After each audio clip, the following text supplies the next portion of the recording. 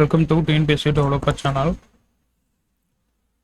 இந்த வீடியோவில் TNPSC previous year கொஸ்டின்ஸில் கேட்டிருக்கக்கூடிய unit 8 கொஸ்டின்ஸை தான் நம்ம ப்ரீவியஸ் இயர் கொஸ்டின் பார்த்துட்டு வரோம். இது வந்து பார்ட் 6. இதுக்கு முன்னாடி 1 to 5 பார்ட் வந்து நம்ம வீடியோஸ் போட்டிருக்கோம். அந்த வீடியோஸ் பார்க்கலன்னா அதுக்கான லிங்க் டிஸ்கிரிப்ஷனில் கொடுக்குறேன். அந்த வீடியோஸ் பாருங்கள். சேனலுக்கு ஃபஸ்ட் டைம் வரீங்கன்னா சப்ஸ்கிரைப் பண்ணிவிட்டு பெல் பட்டன் கிளிக் பண்ணுங்க. அப்போ தான் வீடியோஸ் போடும்போது நோட்டிஃபிகேஷன் வரும். உங்களுக்கு அந்த ப்ரீவியஸ் இயர் கொஸ்டின் ரொம்ப யூஸ்ஃபுல்லாக இருக்கும். நீங்கள் படித்தது ரிவைஸ் பண்ணிக்கிற மாதிரி ஹெல்ப்ஃபுல்லாக இருக்கும். அது போக ஒவ்வொரு கொஸ்டினும் நம்ம கொஞ்சம் டீட்டெயில்டு அனாலிசிஸாக கொடுத்துருக்கிறதுல கொஞ்சம் நிறைய கூகுள் பண்ணி நம்ம எடுத்துருப்போம். நிறைய எக்ஸ்ட்ரா கண்டென்ட் ஆட் பண்ணியிருப்போம். ஸோ அதெல்லாமே ஒரே இடத்துல நம்ம ரிவிஷன் பண்ணுற மாதிரி இருக்கும். ஸோ வீடியோ ஸ்கிப் பண்ணாமல் பாருங்கள், ஃப்ரெண்ட்ஸோடு ஷேர் பண்ணுங்கள். நம்ம கிளாஸ் வந்து ஸ்டார்ட் பண்ணலாம். First question, when was Madras state renamed as Tamil Nadu and who was appointed as Chief Minister of Tamil Nadu? Madras மாநிலம் தமிழ்நாடு என்று பெயர் மாற்றப்பட்டது மற்றும் அந்த முதலமைச்சர் யார் அப்படின்னு கேட்குறாங்க. அண்ணாதுரை இதவர் தான். 1969 அண்ணா தான் வந்து மெட்ராஸை தமிழ்நாடுன்னு பேர் மாற்றுவார். 1967 பிப்ரவரி 6 வந்து முதலமைச்சர் ஆவார். 1969 இப்போ ஜனவரி 14 தமிழ்நாடு அப்படின்னு பெயர் மாற்றம் செய்யப்படுது. இது ரெண்டாவது கொஸ்டின், கடையேழு வள்ளல்களில் நீலமணியையும் நாகம் தந்த கலிங்கத்தையும் சிவனுக்கு அளித்தவர் யார்? ஆய் அண்டீரன். அவர் தான் வந்து நாகம் கொடுத்த கலிங்கத்தையும் நீலமணியையும் சிவனுக்கு போர்த்தியவன். 7 வள்ளல்களை மற்ற 7 வள்ளல்களுடைய சிறப்பு பார்த்தோம்னா, பேகன் அவர் வந்து மயிலுக்கு போர்வை அளித்தவன், அவனுடைய மலை பொதினி அல்லது பழனி மலை. பாரி முல்லைக்கு தேர் தந்தவன் பரம்பு மலையவன். காரி திருக்கோவிலூர். ஸோ ஈரான் நன்மொழி கூறியவன் கவுன்சில் மேன் அப்படின்னு சொல்லக்கூடிய காரி. ஆய் நீல நாகம் நல்கிய கலிங்கத்தை ஆலமர் செல்வனுக்கு குற்றாலநாதருக்கு. குற்றாலநாதர் தான் யாரு? இங்க சிவன். ஸோ அந்த சிவனுக்கு அளித்தவன். இவனுடைய மலை பொதிகை மலை. ஆய் அவனுடைய மலை பொதிகை மலை. ஆய் அண்டனுடைய மலை பொதிகை மலை. அடுத்து அதியமான் வெள்ளிக்கனி அவை கொடுத்தவன் நல்லி. துளிமலை பொழியும் நலிமலை. ஸோ நீலக்கடலில் இருக்கக்கூடிய நலிமலை. நட்டோர் ஓப்ப நடை பரிகாரம் நல்கியவன். நண்பர்கள் வாழ்க்கை நடத்துவதற்கு அனைத்து வசதிகளையும் நல்கியவன் தான் நல்லி. ஸோ ஃப்ரெண்ட்ஸுக்கு ஹெல்ப் பண்ணவன் தான் நல்லி. நண்பர்கள் வாழ்க்கை நடத்த அனைத்து வசதிகளையும் நல்கியவன். அடுத்து ஓரி கொல்லிமலை. அவனுடைய நாடு முழுவதையும் கோடியர்க்கு அப்படின்னு சொல்லக்கூடிய யாழ் மீட்டும் பாணவர்க்கு, யாழ் இசைக்கக்கூடிய பாணருக்கு அளித்தவன். அவனுடைய நாடு முழுவதையும் பாணருக்கு அளித்தவன் ஓரி என்கிற கொல்லிமலை வள்ளல். காப்பம் காரியோடு போரிட்டவன். ஸோ காரி ஓரி வந்து காரியோடு போரிட்டவன். அடுத்து இன்னும் வள்ளல்கள் பற்றி பார்த்தோம்னா, பாரி அப்படின்னு பார்த்தோம்னா அவனுடைய மலை பரம்பு மலை. இந்த பரம்பு மலை பற்றி புறநானூரில் சொல்லப்பட்டது. பாரிதன் பரம்பு நாடு அப்படின்னு சொல்லி சொல்லப்பட்டது. பாரிதன் பரம்பு நாடு அப்படின்னு சொல்லி புறநானூர்ல வந்து ஒரு மேற்கோள் இருக்கும்.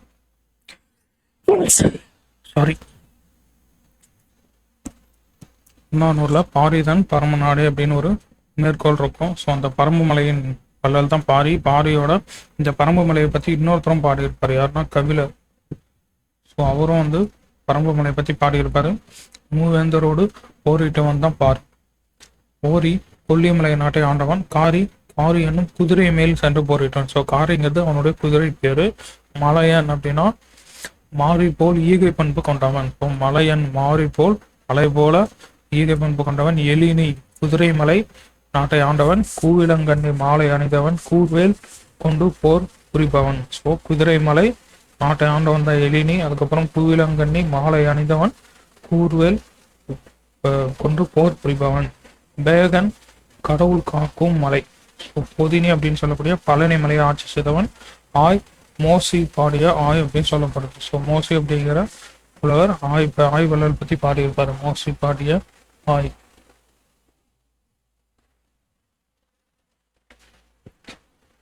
அடுத்த கொஸ்டின், எவ்வளி நல்லவர் ஆடவர் எவ்வளி நல்லை வாலியன் எழுநேன் என்று பாடிய புலவர் யார் அப்படின்னு கேட்குறாங்க.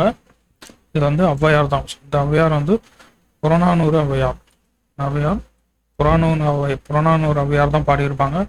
நாடா கொன்றோ காடா கொன்றோ அயலா கொன்றோ மிசையா கொன்றாங்க. மிசைனா மேல் அப்படின்னு அர்த்தம். மிசைனா அறிஞ்சோர் பொருள் மேல். நாடாக்குன்றோ காடாக்குன்றோ அவலாக்குன்றோ மிசையாக்குன்றோ எவ்வளி நல்லவர் ஆடவர் அவ்வளி நல்லை வாலிய நிலனி அப்படின்னு புறநானூறு அவையார் தான் பாடியிருப்பாரு. அடுத்த question, which was the first collection of modern poetry released in Tamil Nadu? Tamil. So தமிழில் வெளிவந்த முதல் புதுக்கவிதை தொகுப்பு எது அப்படின்னு கேட்குறாங்க. புதுக்குறள்கள். ஆன்சர் வந்து புதுக்குறள்கள் தான் தமிழில் வெளிவந்த முதல் புதுக்கவிதை தொகுப்பு. ஸோ எழுத்து இதழில் பார்த்தோம்னா அதனுடைய முதல் இதழ். ஸோ எழுத்துடைய ஃபஸ்ட்டு பேப்பர் வந்து கானா சுப்பிரமணியம் அவர்கள் மையான் அப்படிங்கிற பேரில் கவிதையை எழுதிட்டு இருப்பாரு. ஸோ அதுக்கப்புறம் நிறைய கவிதைகள் வருது. அந்த கவிதைகளில் 63 கவிதைகளை தேர்ந்தெடுத்து செல்லப்பா ஸோ அவர் வந்து தேர்ந்தெடுத்து புதுக்குறள்கள் அப்படிங்கிற பேரில் தொகுத்து வெளியிட்டிருப்பார். எப்போ வெளியிடணும், இது வந்து 1962 தொகுத்து வெளியிட்டிருப்பார். ஸோ புதுக்குறள்கள் அப்படிங்கிறது 1962 செல்லப்பா அவர்களால் தொகுத்து வெளியிடப்பட்டது. ஸோ இதில் வந்து மொத்தம் 63 கவிதைகள் இருக்குது. அது எல்லாமே வந்து எழுத்து அப்படிங்கிற அந்த இதழில் வந்து பப்ளிஷ் ஆன கவிதைகள். அடுத்து இந்த கொஸ்டின் பாருங்க. காடு கம்போலும் கற்பூர சொக்கோ கற்பனை ஊற்றம் கதையின் புதையல் அப்படின்னு புகழப்படுபவர் யார்? ஸோ இந்த வரியை சொன்னவர் யாருன்னு கேட்கல, இந்த வரியின் மூலமா புகழப்படுபவர் யார் அப்படின்னு கேட்டிருக்காங்க. பாரதியார் தான் இந்த வரியை சொன்னவர், பாரதிதாசன். ஸோ எழுதுந்து வந்து பாரதிதாசன். யாரை பத்தி எழுதினார்னா பாரதியார் பத்தி எழுதியிருப்பார். அபவுட் நீடுதுயில் நீக்க பாடி வந்த நிலா காடு கம்பள கற்பூர சொற்கோ கற்பனை ஊற்றம் கதையின் பெயர் திறம் பாட வந்த மரவன் புதிய அறம் பாட வந்த அறிஞன் நாட்டில் படரும் சாதி படைக்கு மருந்து மதங்கள் அண்டா நெருப்பவன் அயலார் எதிர்ப்பு கணையா விளக்கவன் தமிழால் பாரதி தகுதி பெற்றதும் தமிழ் பாரதியால் தகுதி பெற்றதும் அப்படின்னு பாரதிதாசன் வந்து எழுதியிருப்பாரு. யாரை பத்தினா பாரதியாரை புகழ்ந்து பாரதிதாசன் சொன்ன வரிகள் தான் இது. ஸோ இதில் புகழப்படுபவர் யார்? யாரு பத்தினா பாரதியார், யாரு எழுதுனதுன்னா பாரதிதாசன். அடுத்த கொஸ்டின், நீதிக்கட்சியை பற்றிய பின்வரும் கூற்றுகளில் எது சரியானது அப்படின்னு கேட்குறாங்க. பிராமணர் அல்லாதவர்களின் நலன்களை பாதுகாக்க ஆகஸ்ட் 1917 தென்னிந்திய தாராளவாத கூட்டமைப்பு என்ற கட்சியை ஏற்பாடு செய்தார். தென்னிந்திய தாராளவாத கூட்டமைப்பு தான் இதை தான் நீதிக்கட்சி என்று அறியப்படுகிறது. நீதிக்கட்சி திராவிட இயக்கத்திற்கு முன்னோடியாக கருதப்படுகிறது. ஸோ இது 3ல் எது சரின்னு கேட்குறாங்க. 1 and 2 மட்டும்தான் கரெக்ட். ஸோ 1 வந்து கரெக்ட். ஆகஸ்ட் 1917 ஸ்டார்ட் பண்ணப்படுது நீதி கட்சின்னு சொல்லுவோம். ஸோ திராவிட இயக்கத்திற்கு நீதி கட்சி முன்னோடியாக இருந்திருக்காது. ஸோ பெரியாருடைய Dravidar Kazhagam, self respect moment, சுயமரியாதை இயக்கம், அப்புறம் திராவிடர் கழகம், இதெல்லாம் தான் வந்து திராவிட இயக்கத்திற்கு முன்னோடியாக இருந்திருக்கும். நீதி கட்சி முன்னோடியாக இருக்காது திராவிட இயக்கத்திற்கு. நீதி கட்சி வந்து நான் பிராமின்ஸ். ஸோ அவங்களுக்கு வந்து சலுகைகள் வாங்கி கொடுக்கறதுக்காக தான், அவங்களுக்கான இடஒதுக்கீடுக்காக தான் நீதி கட்சி வந்து கேட்டிருப்பாங்க. அடுத்த கொஸ்டினும் பொறுத்துக்கு கொடுத்துருக்காங்க. குறிஞ்சி, முல்லை, மருதம், நெய்தல். ஸோ இவங்களுடைய கடவுள் கொடுத்துருக்காங்க. இது வந்து திணை கொடுத்துட்டு அவங்களுடைய கடவுள் கொடுத்து பொறுத்துக்க சொல்றாங்க. இந்திரன், முருகன், திருமால், வருணன். ஸோ நம்ம பொருத்தினோம்னா குறிஞ்சி வந்து முருகன். ஏக்கு 2 எடுத்தோம்னா இங்கே வரும். முல்லை திருமால் 3. ஸோ 3னா நமக்கு ஏதான் ஆன்சர். அடுத்து மருதம், இந்திரன், நெய்தல், வருணன். இப்போ பாலை யாருன்னா பாலை கட்டவுள் கொற்றவை, பாலை கொட்டிராதா அப்படின்னு சொல்றோம். பாலை கொற்றவை. ஸோ இப்போ பாருங்க, இதுக்கான அந்த ஒழுக்க பெயர்கள் கொடுத்துருக்காங்க. புரிஞ்சவங்களே மருதம் நெய்தல் இந்த ஆர்டர்ல வச்சோம்னா உணர்தல், இருத்தல், ஊடல், இரங்கல், பிரிதல் அப்படின்னு வரும். ஸோ ஃபர்ஸ்ட் புணர்தல் குறிஞ்சி, முல்லை இருத்தல், ஊடல் மருதம், நெய்தல் இரங்கல், பிரிதல் பாலை. ஸோ புணர்தல், இருத்தல், ஃபர்ஸ்ட் புணர்தல், அப்புறம் இருத்தல், ஊடல், இரங்கல், லாஸ்டா பிரிதல். புணர்தல், இருத்தல், ஊடல், இரங்கல், பிரிதல். 5 திணைக்குரிய ஒழுக்க பேர். அதே மாதிரி கடவுள் பாருங்க, குறிஞ்சி, முருகன், முல்லை, திருமால், மருதம், இந்திர, நெய்தல், வருணன், பாலை, கொற்றவை. அடுத்து உங்களுடைய ஊர் குறிஞ்சி, சிறுகுடி, முல்லை, பாடி, மருதம், பேரூர், நெய்தல், பாக்கம், பாலை, குறும்பு. பறை பார்த்தோம்னா தொண்டகம், குறிஞ்சிக்கு தொண்டகம், முல்லைக்கு ஏறுகோட்பறை, ஏறுகோட்பறை, மருதம் மணாமுழவு, நெய்தல் மீன்கோட்பறை, ஆலை சூறை கோட்பறை, பகைத்துடி, சூறை கோட்பறை, பகைத்துடி, பாலை காணப்பறை. அடுத்து யாழ், குறிஞ்சி யாழ், முல்லை யாழ், மருத யாழ், ஒன்னே ஒன்று பண்றாங்க விலேறு யாழ். ஸோ விலேறு யாழுங்கிறது நெய்தலுக்கானது. அடுத்து பண் பார்த்தோம்னா குறிஞ்சி பண், முல்லைக்கு சாதாரி, சாதாரி, மருதத்துக்கு மருதப்பன், நெய்தல் செவ்வழி, பாலை பஞ்சுரம், பாலை பஞ்சுரம், நெய்தல் செவ்வழி பண். இதெல்லாம் வந்து கொஞ்சம் முக்கியமானது. அடுத்து சிலப்பதிகாரத்தை இயற்றிய இளங்கோவடிகள் ஒரு புத்த துறவி, சமண துறவி, இந்து துறவி, கிறிஸ்துவரா அப்படின்னு கேட்குறாங்க. இளங்கோவடிகள் சமண துறவி தான். ஸோ சிலப்பதிகாரம் அப்படிங்கிறது சமண நூல் தான். சிலப்பதிகாரம் சமண சமயம் சார்ந்த நூல் தான். ஸோ ஐம்பெருங்காப்பியங்களுடைய சமயம், அதனுடைய ஆசிரியர், அதில் கூடிய நூல் அமைப்பு பார்த்துருவோம். சிலப்பதிகாரம் பார்த்து சமண சமயம் தான். இதனுடைய ஆசிரியர் இளங்கோவடிகள். மொத்தம் 3 காண்டம் 30 காதைகள் இருக்கு.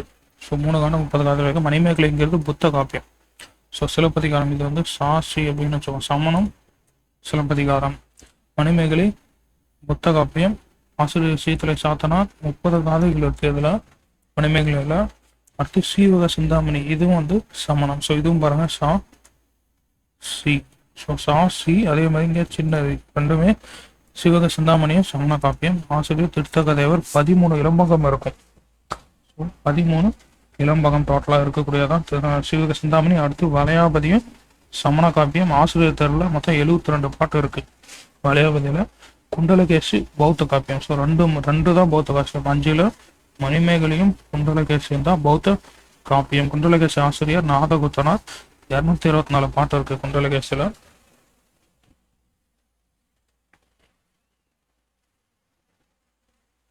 அடுத்து மனுமுறை கண்ட வாசகம் அப்படிங்கிற நூலை எழுதியவர் யாருன்னு கேட்குறாங்க. ராமலிங்க அடிகள் தான் எழுதியிருப்பாரு. வள்ளலார். இவர் பதிப்பித்த நூல்கள், ஸோ பப்ளிஷ் பண்ண நூல் அப்படின்னு பார்த்தோம்னா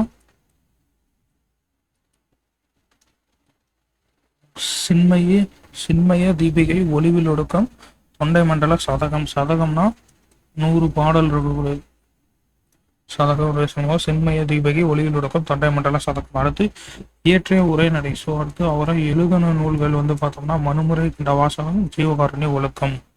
இது ரெண்டும் அவர் எழுதினது. பதிப்பித்தது சின்மய தீபிகை, ஒளிவில் ஒடுக்கம், தொண்டை மண்டல சதகம். அடுத்து நாட்டு பாடல் சாயலில் பக்தி பாடல்கள் பாடிய ஆழ்வார் யாருன்னு கேட்குறாங்க.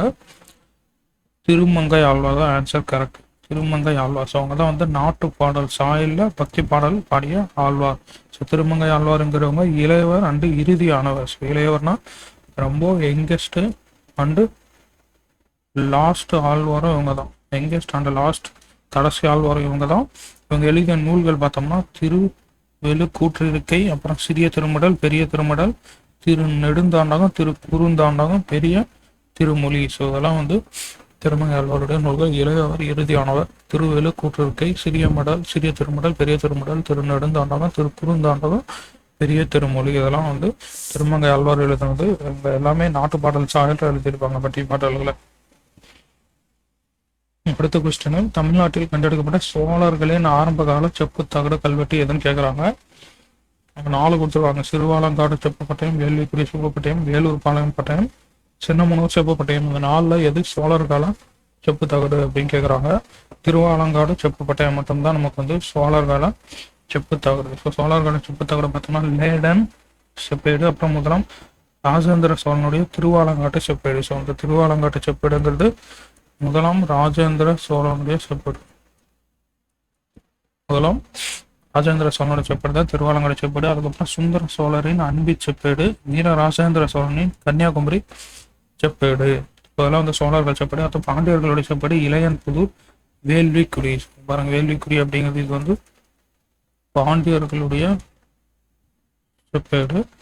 அடுத்து திருவரமங்கலத்து செப்பேடு, சின்னமனு செப்பேடு. சின்னமனு செப்பேடும் பாண்டியர்களோடது. பாண்டியன் பராந்தக வீரநாராயணனின் தலவாய்ப்புற செப்பேடு, வீரநாராயணோட தலவாய்ப்புற செப்பேடு. அதுக்கப்புறம் சிவகாசி செப்பேடு, இதெல்லாம் வந்து பாண்டியர் காலத்து செப்பேடு. நமக்கு இந்த வேலூர் பாளையம் செப்பேடு பார்த்தோம்னா இது வந்து பல்லவ மன்னன் 3ஆம் நந்திவர்மனுடைய செப்பேடு தான் வேலூர் பாளையம் செப்பேடு. ஸோ இந்த வேலூர் பாளையம் செப்பேடுங்கிறது பல்லவர் 3ஆம் நந்திவர்மனுடைய செப்பேடு. ஸோ திருவாலங்காடுங்கிறது ராஜேந்திர சோழனுடைய திருவாலங்காடு செப்பேடு. வேலுக்குடி பாண்டியர்களோடது, சின்னமனு செப்பேட்டை பாண்டியர்களோடது. வேலூர் பாளையம்னா 3ஆம் நந்திவர்மன், அது வந்து பல்லவ மன்னர் 3ஆம் நந்திவர்மனுடைய செப்பேடு தான் வந்து வேலூர் பாளையம் செப்பேடு. அடுத்த கொஸ்டின், கலிங்கத்து பரணியில் குறிப்பிடப்பட்டுள்ள யோகா அப்படிங்கிற சொல்லின் பொருள் விளக்கம் என்னன்னு கேட்குறாங்க. யோகாங்கிறது இதுல மனதை ஒருமுகப்படுத்துதல், கான்சன்ட்ரேஷன் அப்படிங்கிற மாதிரி தான் சொல்லியிருக்காங்க. ஸோ கலிங்கத்து பரணி அப்படிங்கிறது அதனுடைய ஆசிரியர் ஜெயம் கொண்டார் தான் அதனுடைய ஆசிரியர். இவர் வந்து புகார் நகர வணிகர் பெருமக்களை சிறப்பித்து ஒரு நூல் எழுதியிருப்பார். அது வந்து இசை 1000 அப்படின்னு சொல்லுவோம். ஸோ மியூசிக் 1000, இசை 1000 அப்படிங்கிற நூல் ஜெயங்கொண்டார் தான் புகார் நகர வணிகர்களை பற்றி எழுதியிருப்பார், இசை 1000. அதுக்கப்புறம் கலிங்கத்து பரணி வந்து முதலாம் குலோத்துங்க சோழனுக்கோ அவனுடைய கலிங்க போர் வெற்றியை பற்றி சொல்லக்கூடியது. ஸோ அவருடைய படைத்தலைவராக இருந்தால் கருணாகர தொண்டையம்மான். அவர் தான் வந்து கிபி 1812 போயிட்டு கலிங்க மன்னன் அனந்தவர்மனை ஜெயிச்சிருப்பாரு. ஸோ தமிழ்ல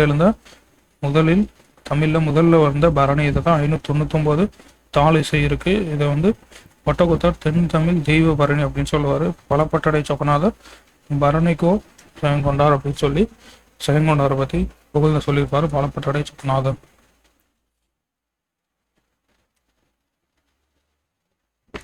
அடுத்து 1857ஆம் ஆண்டு கிளர்ச்சிக்கு முந்தைய மற்றும் மிகவும் பிரபலமான கழகங்களில் இதுவும் ஒன்று அப்படின்னு சொல்லி கொடுத்துருக்காங்க. ஸோ இது எல்லாமே வந்து 1857க்கு முன்னாடி நடந்த கழகம் தான். இதில் ரொம்ப பிரபலமானது வேலூர் சிப்பாய் கழகம் தான் 1806. ஸோ பூர்வீக காலாட்படை கழகம் 1824, ஷோலாப்பூர் கழகம் 1838, அசாம் சிப்பாய் கழகம் 1824. ஸோ இதெல்லாமே முன்னாடி நடந்திருக்கும். இதில் பூர்வீக காலாட்படை கழகம், ஸோ இது வந்து பராக்பூர்ல நடந்திருக்கும். பராக்பூர், ஸோ 57 புரட்சி நடந்தது ஸ்டார்ட் ஆனதும் அங்கே தான். ஸோ அதே பராக்பூர்ல 1864 நடந்தது பூர்வீக காலாட்படை கழகம் நடந்திருக்கும். அதுக்கப்புறமா 57 இந்த பெருங்கிளர்ச்சி நடக்குது. ஸோ பராக்பூர் மியூட்டினி அப்படின்னு சொல்லக்கூடியது 1824 47th 47வது காலாட்படை கழகம் நவம்பர் 1, 2, 1824 நடக்கும். ஸோ இப்போ 1857 பெருங்கடை பார்த்தோம்னா பெருங்கழகத்தினுடைய இடம், அதனுடைய லீடர்ஸ், அதுக்கப்புறம் அது யார் சப்ரஸ் பண்ணாங்க, ஸோ யார் அடக்குனாங்க, அந்த பிரிட்டிஷ் ஆஃபீஸர் யார் அப்படின்னு பார்ப்போம். டெல்லியில் பார்த்தோம்னா பகதூர் ஷா 2, 2ஆம் பகதூர் ஷா, அடக்கியவர் ஜான் நிக்கல்சன். லக்னோவில் பேகம் அசத் மகால், அடக்கியவர் ஹென்ரி லாரன்ஸ். கான்பூரில் நானா சாஹிப், அடக்கியவர் காலின் காம்பல்.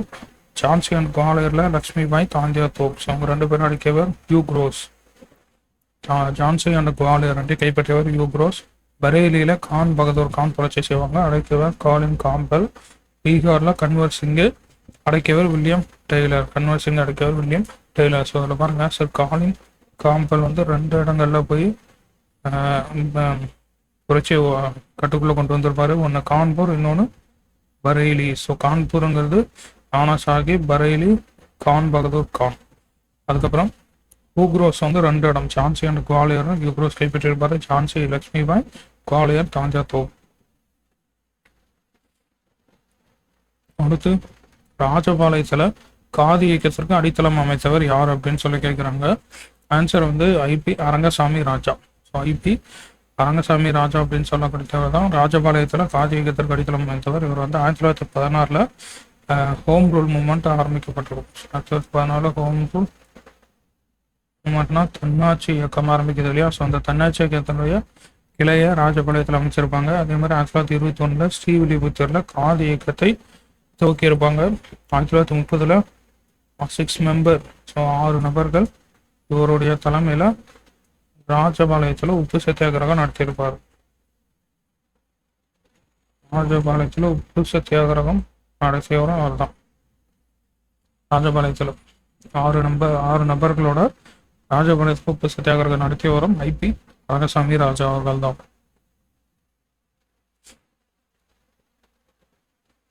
அது பாருங்க, பின்வரும் வாக்கியம் எவை சரியானவை, எதெல்லாம் சரின்னு கேட்குறாங்க.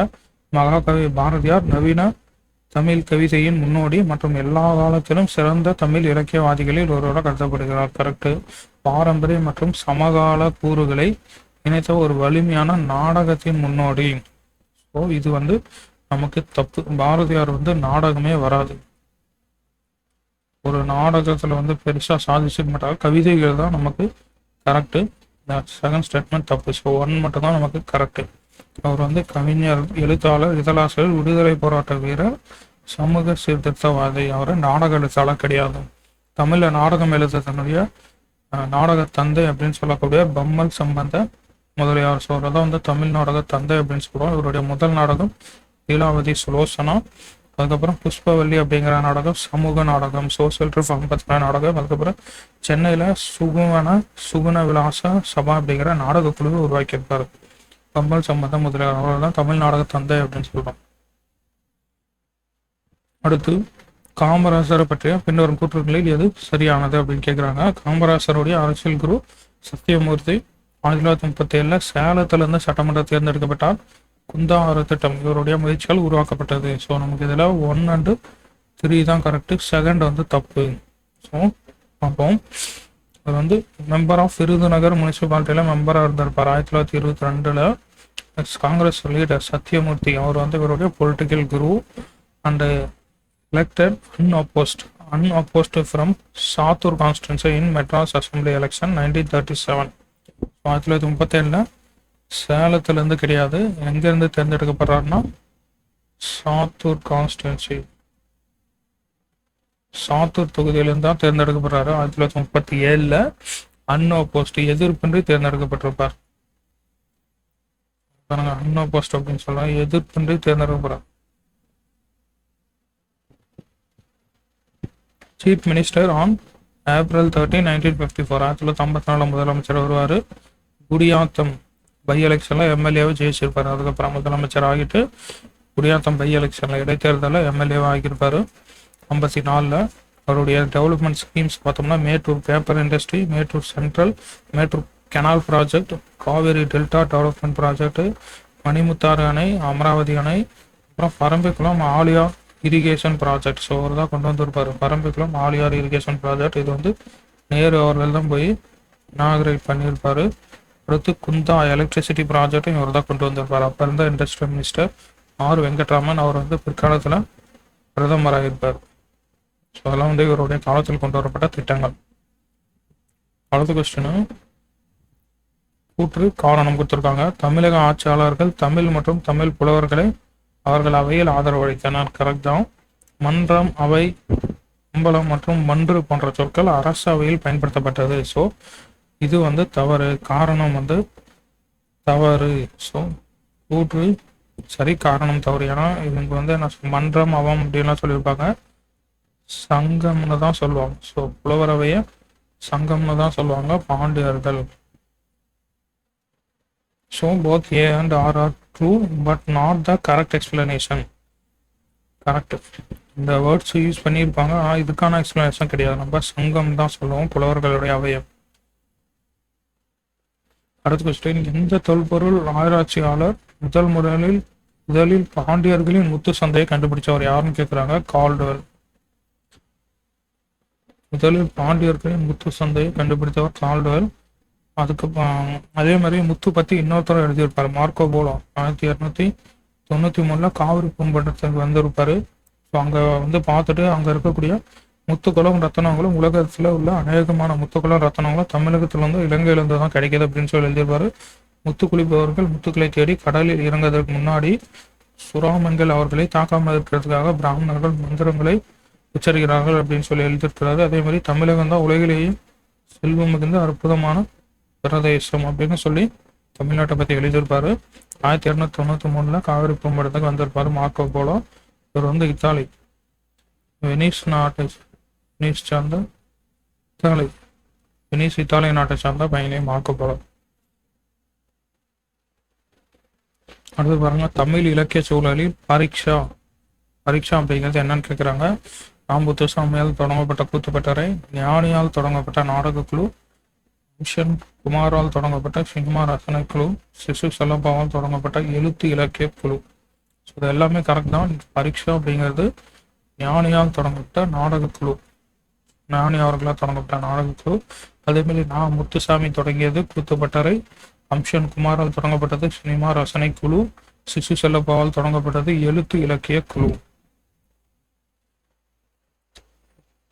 ஞானி அப்படின்னு சொல்லக்கூடிய ஒரு கோயம்புத்தூர் மாவட்டத்தை சேர்ந்தவர் கோவை ஞானி அப்படின்னு சொல்லுவோம். ஸோ நூல்கள் பார்த்தோம்னா மார்க்சிய அழகிய கடவுள் என்னும் எண் சாகவில்லை அப்படிங்கிற 2 நூல் அவருடைய பிரபலமான நூல். அதுக்கப்புறம் பரிமாணம் நிகழ் தமிழ் நேயம் அப்படிங்கிற சிற்றிதழை எழுதியிருப்பார். பரிமாணம் நிகழ் தமிழ் நேயம் சிற்றிதழ். இவருடைய மார்க்சியம் பெரியாரியம் அப்படிங்கிற நூல் தமிழ் வளர்ச்சித்துறையின் 2006 பரிசு வாங்கியிருக்கும். மார்க்சியம் பெரியாரியம் அப்படிங்கிற நூல் எழுதியவர் கோவை ஞானி. அவருடைய நாடக குழு தான் பரீட்சா அப்படின்னு சொல்லக்கூடியது. அடுத்து சிலப்பதிகாரத்தில் சொல்லப்படாத கிளைக்கதை. சிலப்பதிகாரத்துல சொல்லப்படாத கிளைக்கதை எதுன்னு கேட்குறாங்க. ஆதிரை வரலாறு, பொற்கை பாண்டியன் கதை, ஆதிரை வரலாறு, நாளங்காடி பூதக்கதை, ஊர்வசி சாப வரலாறு. அதெல்லாம் ஆதிரை வரலாறு மட்டும்தான் சிலப்பதிகாரத்தில் சொல்லப்படாது. ஏன்னா ஆதிரை வரலாறு வந்து மணிமேகலையில சொல்லப்பட்டிருக்கும். ஸோ மணிமேகலையிலங்கிறது மொத்தம் 30 காதை கொண்ட பௌத்த காப்பியம். சிலப்பதிகாரம்ங்கிறது சமண காப்பியம். ஸோ இதுல வரக்கூடிய 16வது காதை தான் ஆதிரை பிச்சையட்ட காதை அப்படின்னு சொல்லக்கூடியது. இந்த காதையில தான் இந்த ஆதிரை வரலாறு சொல்லுவாங்க. ஸோ மணிப்பல பத்தியில புத்த பிடைக்கு தொழுது அமுத சுரபியை அப்படிங்கிற பாத்திரத்தை மணிமேகலை வாங்கிட்டு போயிட்டு ஆதிரை கிட்ட தான் முதல்ல பிச்சையை கேட்பாங்க. ஸோ முதல்ல பிச்சை எடுத்தது ஆதிரை தான். இப்போ இந்த 3ம் சிலப்பதிகாரத்தில் வரக்கூடிய காதை. பொற்கை பாண்டியன், நாளங்காடி பூதக்கதை, ஊர்வசி சாப வரலாறு. இது 3ம் சிலப்பதிகாரத்தில் வரக்கூடிய கதை. எக்ஸப்ட் ஆதிரை வரலாறு. ஜென்ரல் தமிழ் படிச்சிருக்கவங்களுக்கு இதெல்லாம் இந்த கதையெல்லாம் நல்லா தெரிஞ்சிருக்கும். இங்கிலீஷ் மீடியம் படித்தவங்களுக்கு அது கொஞ்சம் தெரியாது. இந்த கொஸ்டின்லாம் புதுசாக இருக்கும். அடுத்து நெடுநாள் வாடை அகமா புறமா அப்படிங்கிற விவாதத்திற்கு காரணமான மலர் எது அப்படின்னு சொல்லி கேட்குறாங்க. இது வந்து வேம்பு தான். ஸோ நெடுநாள் வாடை அகமா புறமா அப்படிங்கிற விவாதத்திற்கு காரணமான மலர்.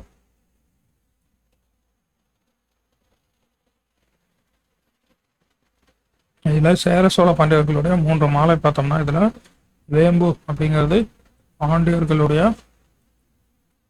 மாலை, பனம்பூ சேரர்களுடையது, அத்தி சோழர்களுடைய மாலை.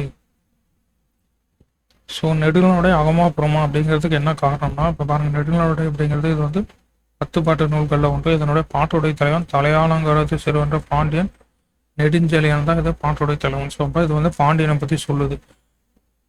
பாட்டுடைய தலைவனாக கொண்டு மதுரை சார்ந்த நக்கீரர் தான் எழுதியிருப்பார். நெடுநாள்வாடை ஆசிரியர் நக்கீரர்.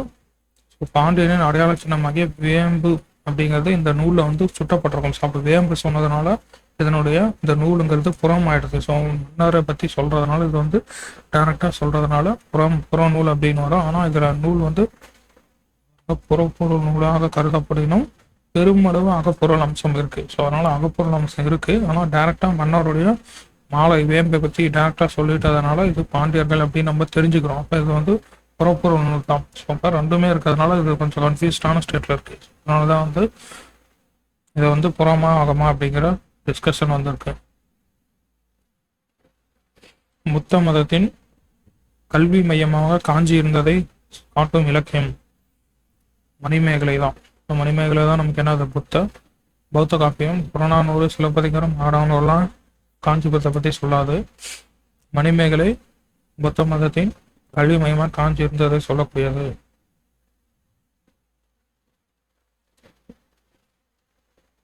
அடுத்த கொஸ்டின், கூர்வேல் குவைய மொயம்பின் சேர்வன் பாரிதன் பரம்பு நாடை. ஸோ முன்னாடியே சொன்ன பரம்பு நாடுங்கிறது பாரி கடையில விலங்குல ஒருத்தருடைய நாடு. பாரி வந்து மொத்தம் 3 வேந்தர்களோடும் போரிட்டவன் பாரி தான். 3 வேந்தரோடு போரிட்டவன் பாரி. ஸோ ஸோ இந்த பாடல் அடி வந்து புறநானூரில் தான் வந்து சொல்லப்பட்டிருக்கும். அதே மாதிரி பரம்பு மலை பற்றி கபிலர் வந்து சொல்லியிருப்பார். கபிலரும் கோட் சொல்லியிருப்பார். ஈண்டு நின்றோர்க்கும் தோன்றும் சிறுவரை சென்று நின்றோர்க்கும் தோன்றும், ஈண்டு நின்றோர்க்கும் தோன்றும் சிறுவரை சென்று நின்றோர்க்கும் தோன்றும் அப்படின்னு சொல்லி பரம்பு மலையை பற்றி கபிலர் வந்து எழுதியிருப்பாரு.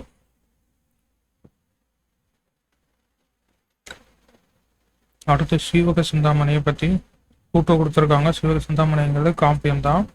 சீவக சிந்தாமணிகிட்ட திருத்தக தேவர் சோழ அரச மரபினராக இருந்து துறவரம் கொண்டவர் அப்படின்னு சொல்றாங்க. சீவக சிந்தாமணி விருத்தத்தில் அமைந்த முதல் தமிழ் பெருங்காப்பியம். திருத்தக தேவர் நரி விருத்தம் அப்படிங்கிற நிலையாமை நூல் ஒன்றையும் இயற்றியுள்ளார். சீவக சிந்தாமணி 12 கலம்பங்களையும் 2000 பாடல்களையும் உடையது அப்படின்னு சொல்லி 3 ஸ்டேட்மெண்ட் கொடுத்துருக்காங்க. இதுல first correct. So Seevaka Chintamani Thiruthakka Thevar Chola அரசராக இருந்து சோழ மரபில் பிறந்து துறவரம் போனவர். விருத்தத்தில் அமைந்த முதல் தமிழ் பெருங்காப்பியம். அறிவிருத்தம் அப்படிங்கிற நூலை முன்னோட்டமாக எழுதியிருப்பார். ஸோ 4th மட்டும் வராது. 1 2 3 கரெக்டாக 4th ராங். ஸோ சீவக சிந்தாமணிக்கு மற்ற பெயர்கள் வந்து மனநூல், முக்தி நூல், காம நூல், இயற்கை தவம் அப்படின்னு சொல்லக்கூடியது சீவக சிந்தாமணி. விருத்த பாக்களால் ஆன முதல் தமிழ் காப்பியம் இதுதான். மூவா முதலா உலகம் அப்படிங்கிற கடவுள் வாழ்த்தோடு தொடங்கக்கூடியது. ஸோ அதனுடைய ஆரம்ப ஃபர்ஸ்ட் லைன் வந்து மூவா முதலா உலகம் அப்படிங்கிற கடவுள் வாழ்த்தோடு தொடங்கக்கூடியது.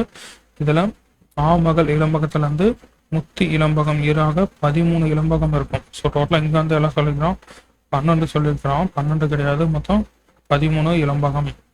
ஆமகள் இளம்பகத்திலிருந்து முக்தி இளம்பகம் ஈரா 13, 3145 பாடல்கள் இருக்கும். இங்கே 2000 சொல்லியிருக்காங்க. 3145 பாடல்கள் இருக்கக்கூடியது.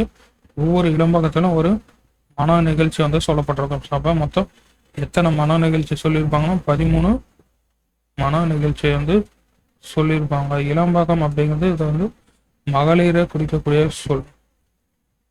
இளம்பகம் அப்படிங்கிறது மகளிரை குறிக்கக்கூடிய சொல்ல தான் இளம்பகம். சோழர் காலத்தில் வாழ்ந்தவர் தான் திருத்தக தேவர் சமண முனிவராக இருந்திருப்பார். ஸோ வந்து சோழக்குடியில் பிறந்தவர். காமம், பொய், கொலை, கல், சூதாடல் அப்படிங்கிற அந்த 5 தீமைகளையும் அகற்றி துறவரம் கொண்டவர். இது சீவக சிந்தாமணிக்கு முன்னோட்டமா அறிவிருத்தம் அப்படிங்கிற நூலை எழுதியிருப்பாரு திருத்தக தேவர்.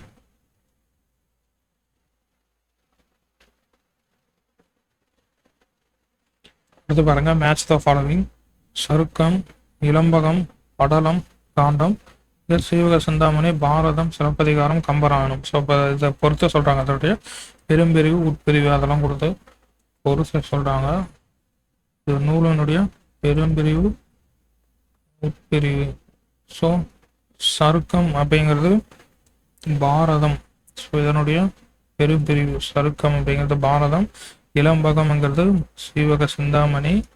அடுத்து படலம் அப்படிங்கிறது சிலப்பதிகாரம். சாரி, படலம் கம்பராமாயணம், காண்டம் சிலப்பதிகாரம். ஸோ ஆப்ஷன் ஏ பாருங்க. சீவக சிந்தாமணி மொத்தம் எத்தனை இளம்பகம் இருக்கு? 13 இளம்பகம் இருக்கக்கூடியதான் சீவக சிந்தாமணி. 13 இளம்பகம் இருக்கக்கூடியது சீவக சிந்தாமணி. அதே மாதிரி 3145 பாடல்கள் இருக்கு. சிலப்பதிகாரத்துல 3 காண்டம், புகார் காண்டம், மதுரை காண்டம், வஞ்சி காண்டம். இதுல புகார்ல 10 காதை, 13 காதை மதுரை, வஞ்சியில 7 காதை, மொத்தம் 30 காதை, 5001 பாடல் இருக்கு. அடுத்து கம்பராமாயணம் 6 காண்டம் இருக்கும். ஸோ கம்பராமாயணத்துல 6 காண்டம், பாலகாண்டம், அயோத்திய காண்டம், ஆரண்ய காண்டம், கத்கிண்ட காண்டம், சுந்தர காண்டம், யுத்த காண்டம். ஃபைனலாக சொன்னாங்க 6 காண்டம் இருக்கு. 118 படலம், 10589 பாடல். பெரிய புராணம் பார்த்தோம்னா 2 காண்டம், 13 சருக்கம் இருக்கக்கூடிய பெரிய புராணம். 2 காண்டம், 13 சருக்கம், 4286 பாடல்கள் இருக்கக்கூடியது.